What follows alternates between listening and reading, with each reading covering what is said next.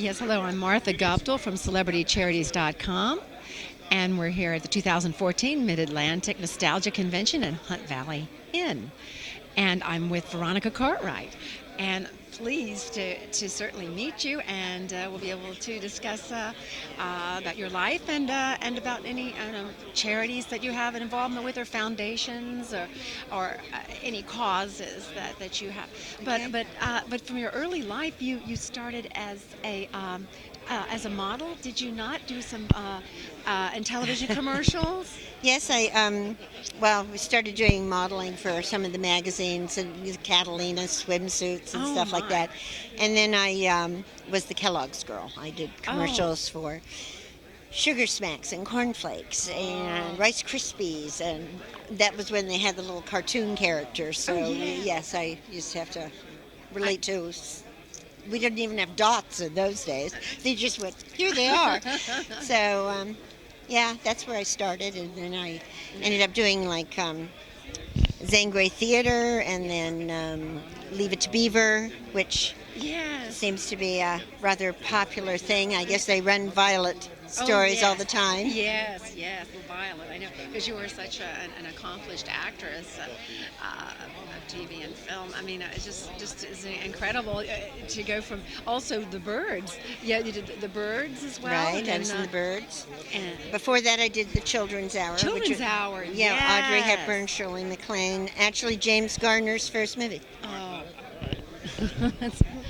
Okay. All right, we'll just get your mindset back a little bit. We'll go back to Children's Hour. If All right. you No, want to that's mention fine. the thing. No, I did this movie called The Children's Hour, which was Audrey Hepburn, Shirley MacLaine, and actually James Garner had just passed away. It was his first movie, and it was just an incredible experience. It really was, and Shirley MacLaine made a very big impression on me Oh, my. because she just seemed like such a professional, and everybody just loved her, because she was like one of the guys. I don't know, it was great.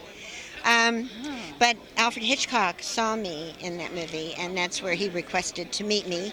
And so then I went and met him in his bungalow on Universal Lot, and I ended up becoming Kathy Brenner in The Birds. My.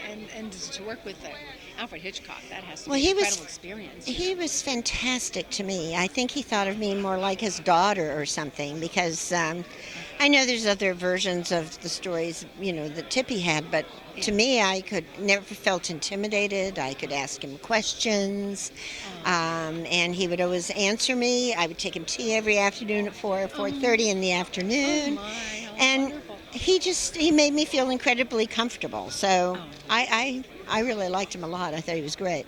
Wow, that's quite something. I know, and to have been a young star, and to be. Yeah, I had my 13th birthday on the set. It was after that scene, I think, where the birds all come down the chimney. Oh, yes, and the then birds. everybody walked off, and the whole crew and cast, and they brought me out a big cake, and Tippy gave me a set of lovebirds, and Jessica Tandy gave me a sweater, and then Alfred Hitchcock took a piece of white cardboard and a black crayon and wrote, "To the woman I love, Veronica," and then drew his face and signed it. So, How precious. yeah, that's great. And I would cherish that absolutely without any doubt. So. And the memories of that, and then now you also won an Emmy. Yeah, I won an Emmy for a show called Tell Me Not in Mournful Numbers. It was about actually a true case of a girl whose life she was so beset upon that she was constantly having to take care of her brothers and all these things, that she reverted to talking in a series of numbers that she took off of the back of a set of bubblegum cards of the Three Stooges. And she would relate the picture on the front to the number on the back, and those were her emotions. And it was intense. I mean, I got to listen to tapes of this girl. She would go off whinny like a horse and be growling like, I mean, it was very much like my character in Witches of Eastwick. I thought to myself, here we go. Well, Yeah, because I got to do all that stuff. Yes. Yeah.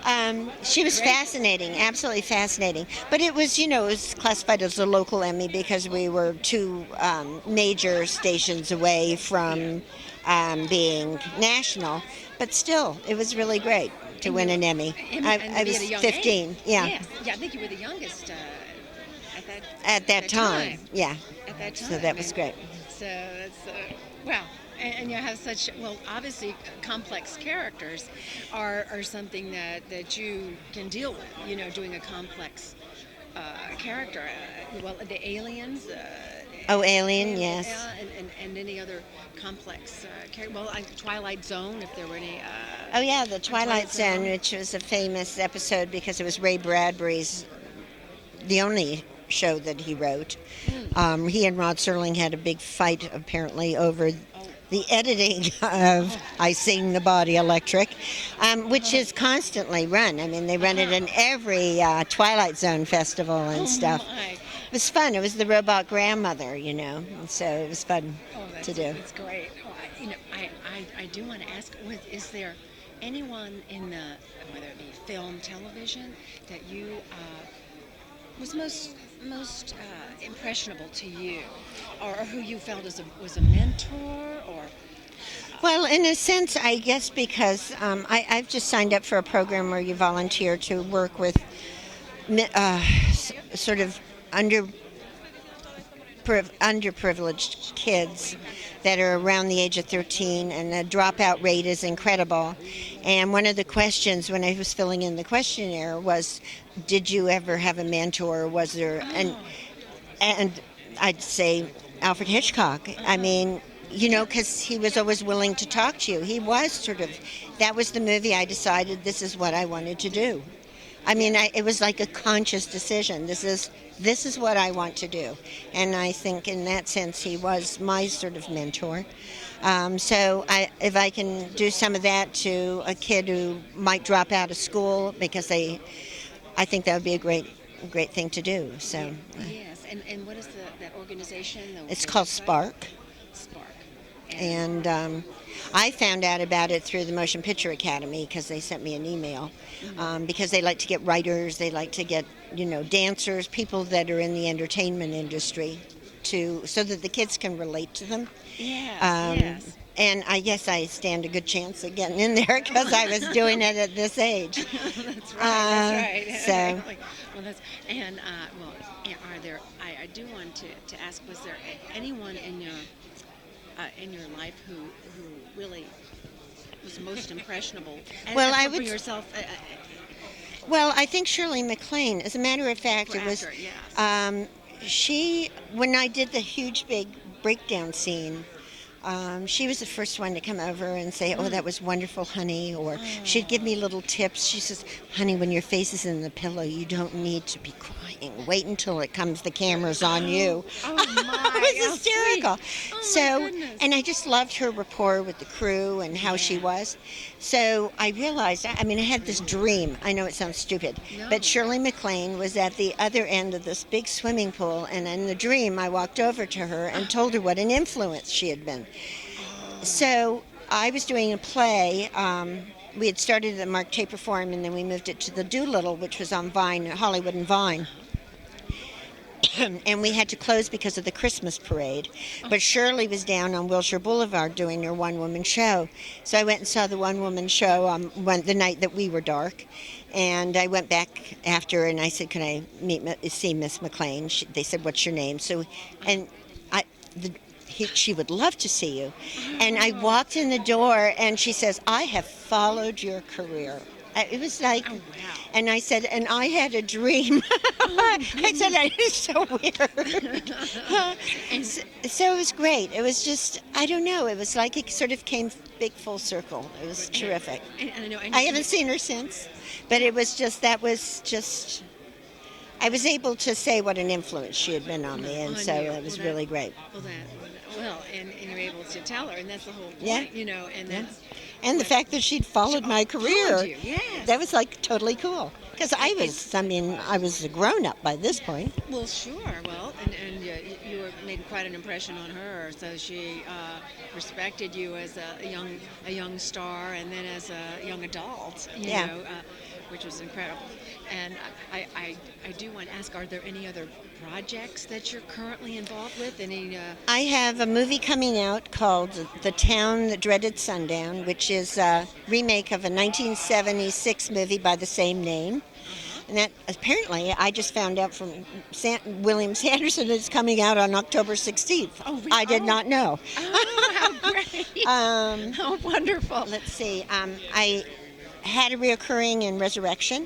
So far, I haven't been in any so far this season, but there's always that possibility. And I'm going to do a reoccurring in an Amazon series called Bosch with Titus Welliver.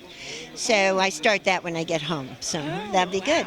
Yeah. Oh, wonderful. So I know you're such an active member of the Screen Actors Guild, and just very, very impressionable to younger people as well. Oh, and thanks. I do want to ask, are there any hobbies or interests that you have that are outside acting?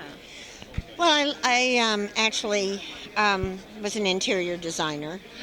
I did a lot of houses and stuff like that. I'm very adaptable to, I walk in a place and it sort of dictates to you what it'll be like. I have just done a bathroom in my house. Well, that's wonderful. I mean, So- you've accomplished a lot, and you have your own artistic abilities that you're Yeah, using my toward- dad was a set designer, and then he was also an art director who did Winds of War, got nominated for Winds of War, and so must run in the family. Angie's an incredible photographer. She's done several books on art and creating art and things like. As a matter of fact, a lady came up here yesterday and said, "This book has saved my life," and it was one of her books, called Emulsions, which was like a mixed media book mixed on. media. Yeah, it was great. Well, well, that's wonderful. It's such a talented family you all have. Yeah, and sisters. Yeah. So it's just incredible. I want to thank you so much, and Thank you. It's such a pleasure to meet you. Thank you. And to find even more about this wonderfully talented Veronica Cartwright. Thank you. So Thank you very much. Thank you.